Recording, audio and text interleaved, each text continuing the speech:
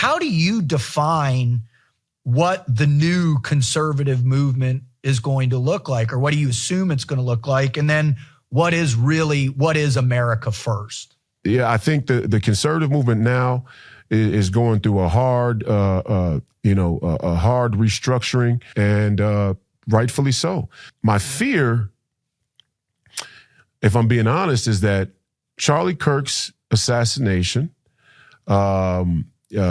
President Trump's tendency to try and save what's left of legacy, of legacy and legacy institution, and Israel's influence over our politicians and the media, and the Christian evangelical wing of the conservative movement may in fact knock America off track here. And I hope not. God forbid. I hope that the MAGA movement and the America First movement prevail. But I just see and with the young people, the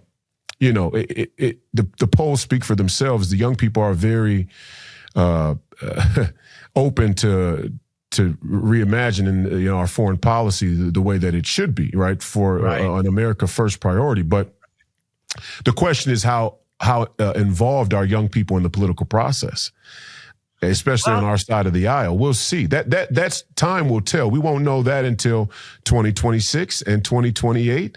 But when I go to the Republican Party events, whether they be BPOU meetings or conventions or congressional district conventions, very, very boomer heavy. Yeah. Very few young people, very few people under 50, let alone under 30. Yeah. So the America First wing of 15 to 30-year-olds, it may take them a while, unless they're organized properly, may take them a while to have that immediate influence on the political process and what is the conservative movement going forward. Well, I found it fascinating. I went back and I found a little speech that you gave on 9/27/24, and you made a comment about being from the next generation and that people need to really focus on offering the opportunity for cordial exchange. And then you went on to say, because there is a high degree of probability that this upcoming generation who is becoming disenfranchised on both sides, though we see it on the left and the right, for a lack of maybe the attainable American dream or whatever that's become, right? You say that generation is going to be a lot more predisposed for a real battle. And I thought if you could expand on what you mean by that. Why do you believe that that traditional, and goes back to, I think, what you were insinuating with the uniparty is like the conservative movement, although we go in power, we never seem to bring to fruition the promises that were made on the campaign trail, right? We're not like, well, the big, beautiful bill tells us they're going to cut spending. Doge comes in and all this. And yet we're still sitting here going, well, none of this stuff has been enacted. None of this stuff. And so that's generating hostilities, I think, from both sides.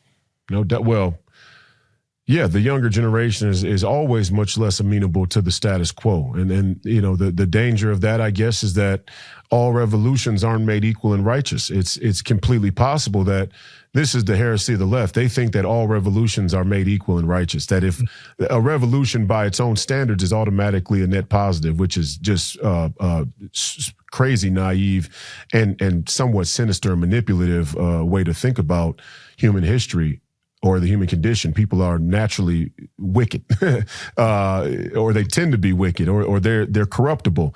But so it's no different in the conservative movement. Like, there's a younger, more frustrated, angry wing of the conservative movement, or the right wing, that isn't going to play nice when they finally say enough is enough and they decide to run for office, and they will win.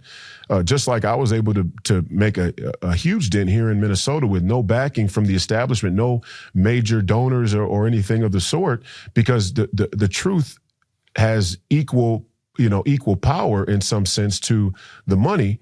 they're not gonna go along with this scam. And again, to talk about the scam is just like the reason the conservatives have traditionally not changed anything is because they take one side of the grift. This is what the uniparty is about. You got, there's about $5 trillion a year, $6 trillion on paper that gets divvied up between about 2,000 to 4,000 bureaucrats and all of their ancillary special interests and lobbies. And you get the left wing who's willing to trade their freedom for the security of social status, public approval, and basic needs, welfare, let's call it, Medicaid. And then the right wing is willing to trade their freedom for the security of a military industrial complex and a police state. And they are, and that's been, the beating heart of the MAGA movement is rooted in our view of foreign policy. So, whether you say it's foreign policy or domestic, chicken before the egg, cart before the horse, okay, you can have that semantical argument. But essentially, Make America Great Again and the America First movement said, for too long, we've neglected the American citizen and the value of American citizenship and just fundamentals like what our country is built upon, the ideas, but even structurally, like the manufacturing industry, for example. So the conservative movement has been very hesitant to change the fundamentals of one of the pillars in American politics, and that is foreign policy.